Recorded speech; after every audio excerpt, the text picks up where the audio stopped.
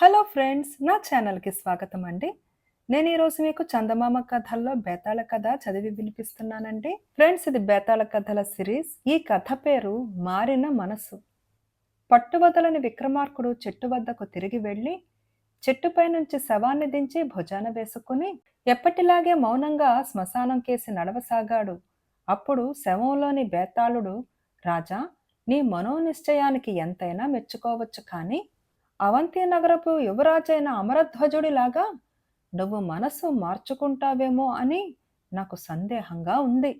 శ్రమ తెలియకుండా అతని కథ చెబుతాను, విను అంటూ ఇలా చెప్పసాగాడు. పూర్వం అవంతి నగరపు పరిసర ప్రాంతమంతా అనేక వందల యోజనాల మేర భయంకరమైన కీకారణ్యంగా ఉండేది. ఆ కీకారణ్యం మధ్య జనపదాలకు చాలా దూరంగా భిల్లులు నివసించేవారు. వాళ్లకు నాగరిక ప్రపంచంతో ఏమీ సంబంధం లేదు. తమ చుట్టూ ఉండే అరణ్యంలో క్రూర మృగాలు నివసించినట్టే వాళ్ళు జీవించేవాళ్ళు.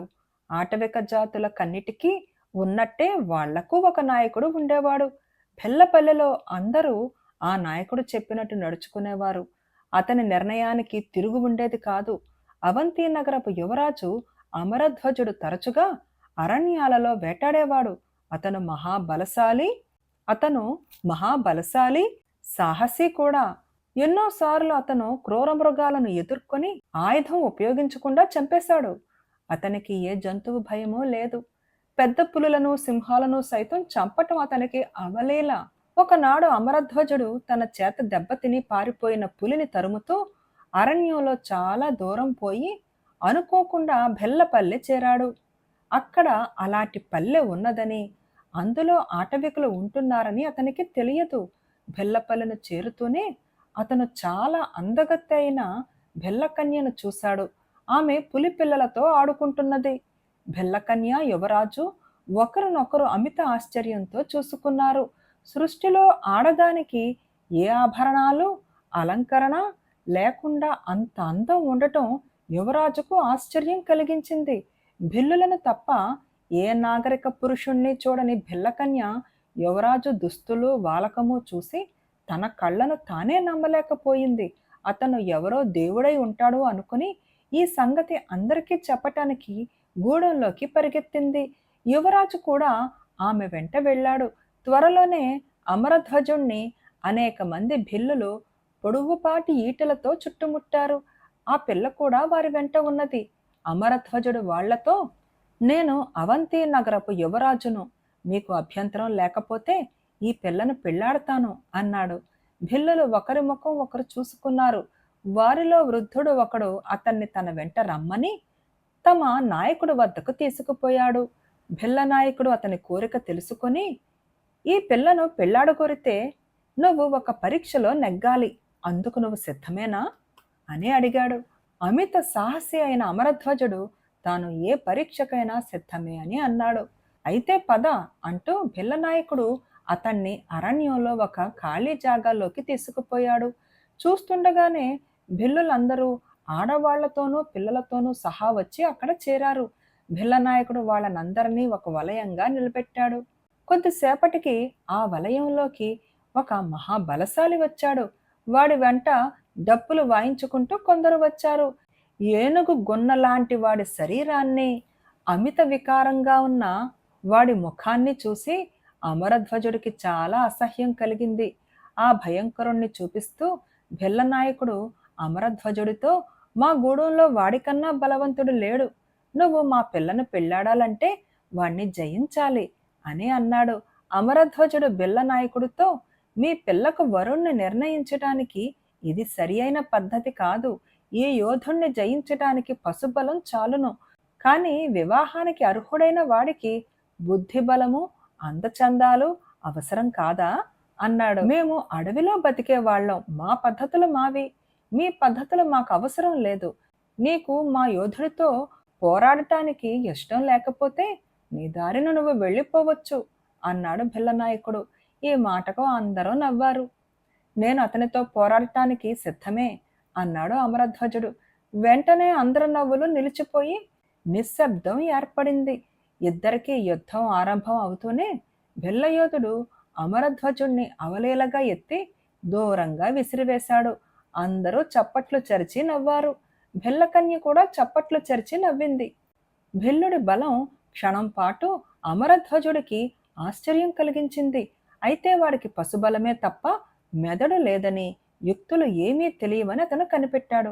అందుచేత అతను పడిన చోటు నుంచి లేచి వచ్చి తనను వాడు సమీపిస్తుండగా మెరుపులాగా కాలెత్తి వాడి డొక్కలో బలంగా తన్నాడు.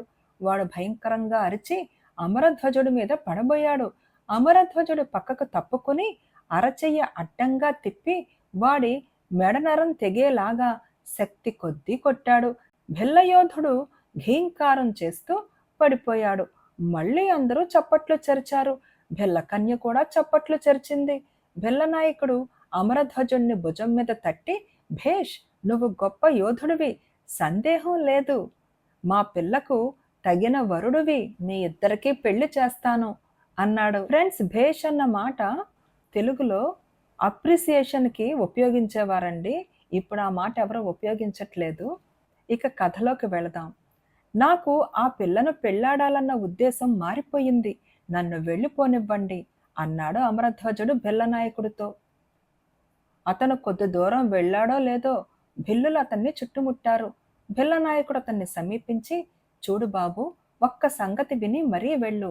నీ చేత చచ్చినవాడు నువ్వు పెళ్లాడతాను అన్న పిల్లను పెళ్లాడవలసిన వాడు. ఆమెను పెళ్లాడగోరిన వారందరినీ వాడు లోగడ ఓడించాడు, కొందరిని చంపాడు కూడా. అందుకే నీకు వాడితో పోటీ పెట్టాను, ఇక నువ్వు వెళ్ళవచ్చు అన్నాడు. అతన్ని చుట్టుముట్టిన భిల్లులు తమ నాయకుడు సైగ గ్రహించి అమరధ్వజుడికి దారి ఇచ్చారు. కానీ అతను ముందుకు కదలలేదు. కొంచెం సేపు అక్కడే నిలబడి ఆలోచించి, నేనామెను పెళ్లాడతాను అన్నాడు. నాయకుడు వాళ్ళిద్దరికీ పెళ్లి తంతు జరిపి ఆ పిల్లను అతని వెంట పంపేశాడు. బేతాళుడు ఈ కథ చెప్పి, రాజా, యువరాజు ఆ పిల్లను పెళ్లాడతాను అన్న ఉద్దేశాన్ని ఎందుకు మార్చుకున్నాడు? తనను భిల్లయోధుడు విసిరి పారేసినప్పుడు హర్షించింది అనా? అలా అయితే మళ్ళీ మనసు మార్చుకుని ఆమెను ఎందుకు చేసుకున్నాడు? తనను పోనిచ్చినట్టే పోనిచ్చి వెనక నుంచి తనను చంపేస్తారనా? ఈ సందేహాలకు సమాధానం తెలిసి కూడా చెప్పకపోయావో నీ తల బద్దలవుతుందని అన్నాడు. దానికి విక్రమార్కుడు, తాను భిల్లకన్యను పెళ్లాడాలంటే ఒక పశుప్రాయుడితో పోట్లాడాలని, భిల్లుల ఆచారాలు అలాంటివని తెలిసినప్పుడే యువరాజుకు భిల్లకన్యను పెళ్లాడాలి అన్న కోరిక పోయింది. తాను పిరికివాడనిపించుకోకుండా ఉండటానికే ఆ భిల్లయోధుడితో పోట్లాడాడు. భిల్లకన్య తన పాటుకు హర్షించింది అన్న అపోహ అతనికి కలిగే అవకాశం లేదు. ఎందుచేతనంటే తనకు భర్త కావలసిన వాడు చచ్చినప్పుడు కూడా ఆమె హర్షించింది. అయితే యువరాజు ఆమెను పెళ్లాడటానికి కారణం ఏమంటే ఆమెను పెళ్లాడవలసిన వాణ్ణి తాను చంపాడు. ఇక ఆమెను పెళ్లాడగోరిన వాళ్ళందరినీ వాడు ముందే చంపటమో జయించటమో జరిగింది. శౌర్యాభిలాష గల ఆ భిల్లకన్య మరొక వీరుణ్ణి భర్తగా సంపాదించే అవకాశం దాదాపు లేదు. వీరుడిగా తనను ఆమె పెళ్లాడటానికి సిద్ధంగా ఉన్నది. అందుచేత యువరాజు రెండోసారి మనసు మార్చుకున్నాడని చెప్పాడు. రాజుకు ఈ విధంగా మౌనభంగం కలగగానే బేతాళుడు శవంతో సహా మాయమై తిరిగి చెట్టెక్కాడు. ఫ్రెండ్స్, ఈ కథ నచ్చిందా అండి? కథ నచ్చితే తప్పకుండా లైక్ చేయండి, హైప్ బటన్ ప్రెస్ చేయండి, అండ్ ప్లీజ్ కామెంట్ కూడా పెట్టండి, అండ్ సబ్స్క్రైబ్ చేసుకోవడం మర్చిపోకండి. Thank you.